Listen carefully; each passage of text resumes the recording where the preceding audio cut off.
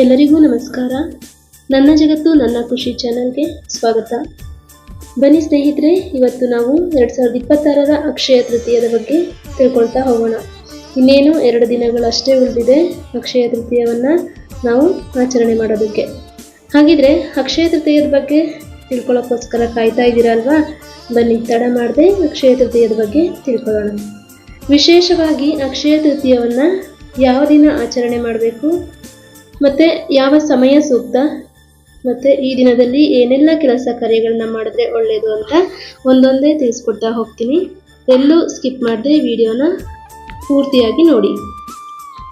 ಹೇಗೆ ಆಚರಣೆ ಮಾಡಿದ್ರೆ ನಿಮಗೆ ಈ ಒಂದು ಅಕ್ಷಯ ತೃತೀಯದ ಪೂರ್ಣ ಫಲಗಳು ಪ್ರಾಪ್ತಿಯಾಗುತ್ತೆ, ಶಾಸ್ತ್ರದಲ್ಲಿ ಏನೆಲ್ಲ ತಿಳಿಸ್ಕೊಟ್ಟಿದ್ದಾರೆ ಅಂತ ನಾನಿಲ್ಲಿ ಹೇಳ್ತಾ ಹೋಗ್ತೀನಿ. ಮೊದಲಿಗೆ ಅಕ್ಷಯ ತೃತೀಯ ಅಂದರೆ ಏನು? ಅಕ್ಷಯ ಅಂದರೆ ಎಂದಿಗೂ ಮುಗಿಯದ್ದು, ಎಂದಿಗೂ ಕ್ಷಯಿಸದ್ದು, ಅಥವಾ ಎಂದಿಗೂ ಕಡಿಮೆ ಆಗದೆ ಇರೋದು ಅಂತ ಅರ್ಥ. ಇನ್ನು ವೈಶಾಖ ಮಾಸದ ಶುಕ್ಲ ಪಕ್ಷದ 3ನೇ ದಿನದಂದು ಅಂದರೆ ತೃತೀಯ ತಿಥಿಯ ದಿನದಂದು, ಈ ತೃತೀಯ ತಿಥಿಯನ್ನೇ ನಾವು ಅಕ್ಷಯ ತೃತೀಯ ಅಂತ ಆಚರಣೆ ಮಾಡ್ತಾ ಇದ್ದೀವಿ ಅಲ್ವಾ? ಈ ಆಚರಣೆಯನ್ನು ಮಾಡಬೇಕು, ಪೂಜೆ ಪುನಸ್ಕಾರಗಳನ್ನ ಹೇಗೆ ಮಾಡಬೇಕು ಅನ್ನೋದನ್ನು ನೋಡ್ತಾ ಹೋಗೋಣ. ಆದರೆ ಈ ವರ್ಷ ಏನಾಗಿದೆ ಅಂತ ಅಂದರೆ 19ನೇ ತಾರೀಕು ಪೂಜೆ ಮಾಡಬೇಕು ಅಥವಾ 20ನೇ ತಾರೀಕು ಪೂಜೆ ಮಾಡಬೇಕು ಅನ್ನೋದೇ ಒಂದು ಗೊಂದಲ ಆಗಿದೆ. ಆದರೆ ಈ ಗೊಂದಲ ಬೇಡ. 20ನೇ ತಾರೀಕು ಅಂದರೆ ಸೋಮವಾರದಂದು ಅಕ್ಷಯ ತೃತೀಯವನ್ನು ಆಚರಣೆ ಮಾಡಬೇಕು ಅಂತ ಪಂಚಾಂಗದಲ್ಲಿ ತಿಳಿಸಲಾಗಿದೆ.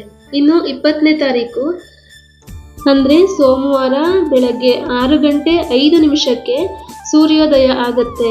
ಆದರೆ 7:20 ಮಾತ್ರ ನಾವು ಅಕ್ಷಯ ತೃತೀಯವನ್ನು ಆಚರಣೆ ಮಾಡಬಹುದು.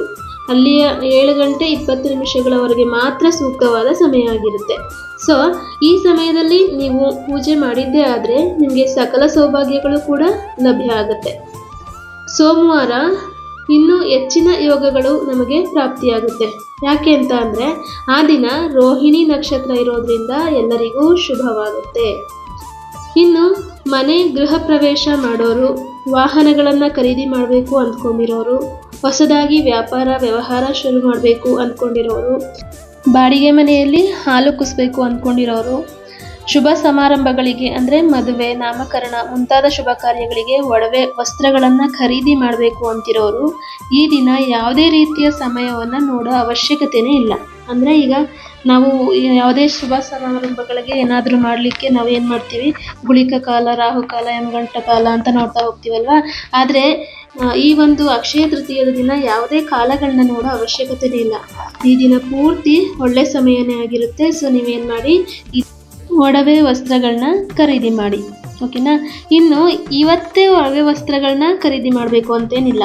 ನೀವು ಮುಂಚೆನೇ ಖರೀದಿ ಮಾಡಿಟ್ಕೊಂಡಿರೋಂತಹ ಒಡವೆಗಳು, ಅಂದರೆ ಇನ್ನೂ ಯೂಸ್ ಮಾಡಿಲ್ಲದೆ ಇರೋಂತಹ ಒಡವೆಗಳೇನಾದರೂ ಇದ್ದರೆ ಅದನ್ನು ಕೂಡ ನೀವು ದೇವರ ಮುಂದೆ ಇಟ್ಟು ಪೂಜೆ ಮಾಡೋದ್ರಿಂದ ಇದರಿಂದ ಕೂಡ ನಿಮಗೆ ಸಿದ್ಧಿ ಪ್ರಾಪ್ತಿಯಾಗುತ್ತೆ, ಓಕೆನಾ? ಇವತ್ತೇ ಖರೀದಿ ಮಾಡಬೇಕು ಅಂತೇನಿಲ್ಲ. ಮುಂಚೆನೇ ನೀವು ಖರೀದಿ ಮಾಡಿ ಇಟ್ಕೊಂಡು ಅಕ್ಷಯ ತೃತೀಯದ ದಿನ ಇಟ್ಟು ಅದನ್ನು ಪೂಜೆ ಮಾಡೋದ್ರಿಂದ ಕೂಡ ನಿಮಗೆ ಒಳ್ಳೆಯದಾಗುತ್ತೆ.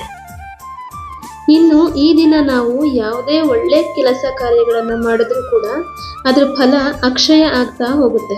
ಯಾಕೆ ಅಂತೀರಾ?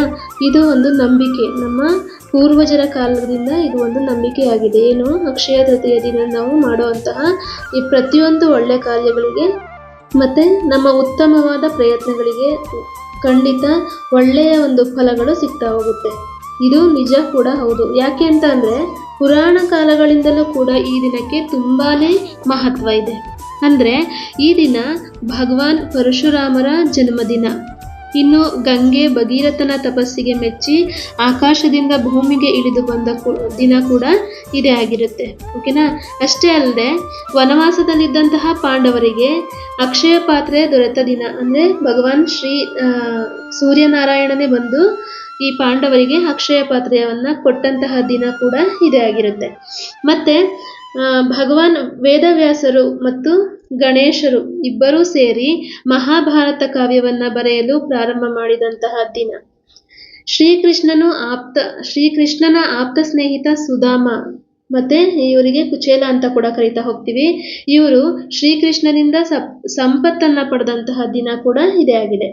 ಅಲ್ಲದೆ ನಮ್ಮ ನಿಮ್ಮೆಲ್ಲರ ಅಣ್ಣ ಬಸವಣ್ಣನವರು ಕಾಯಕವೇ ಕೈಲಾಸ ಅಂತ ಹೇಳಿದಾರಲ್ಲ, ಆ ಬಸವಣ್ಣನವರ ಜನ್ಮದಿನವೂ ಕೂಡ ಇಂದೇ ಆಗಿದೆ. ಹಾಗಾಗಿ ಇಷ್ಟೂ ಮಹತ್ವದ ದಿನಗಳು ಒಂದೇ ದಿನ ಬರೋದ್ರಿಂದ ಈ ಅಕ್ಷಯ ತೃತೀಯವು ಒಂದು ಮಹತ್ವದ ದಿನವಾಗಿದೆ.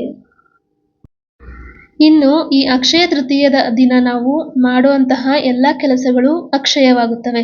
ಅಂದರೆ ನಾವು ಒಳ್ಳೆಯ ಕೆಲಸ ಮಾಡಿದ್ರೆ ಒಳ್ಳೆಯ ಫಲಗಳು ಅಕ್ಷಯವಾದರೆ, ನಾವು ಮಾಡುವಂತಹ ಕೆಟ್ಟ ಕೆಲಸಗಳಿಗೆ ನಮಗೆ ಕೆಟ್ಟ ಫಲಗಳೇ ದೊರೆಯುತ್ತಾ ಹೋಗ್ತವೆ. ಹಾಗಾಗಿ ನಾವು ಈ ಒಂದು ಅಕ್ಷಯ ತೃತೀಯದ ದಿನ ಏನು ಮಾಡಬೇಕು ಏನು ಮಾಡಬಾರ್ದು ಅಂತ ತುಂಬ ಯೋಚನೆ ಮಾಡಿ ಮಾಡಬೇಕಾಗತ್ತೆ.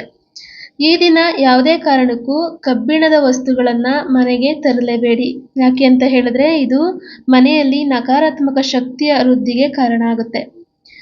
ಇನ್ನು ಇವತ್ತು ಅಂದ್ರೆ ಅಕ್ಷಯ ತೃತೀಯದ ದಿನದಂದು ಯಾರಿಗೂ ಸಾಲವನ್ನ ಕೊಡಬೇಡಿ, ಮತ್ತೆ ನೀವು ಕೂಡ ಯಾರ ಹತ್ರನೂ ಸಾಲವನ್ನ ಪಡ್ಕೋಬೇಡಿ, ಅಂದ್ರೆ ಸಾಲವನ್ನ ಮಾಡಕ್ ಹೋಗ್ಬೇಡಿ ಅವತ್ತು.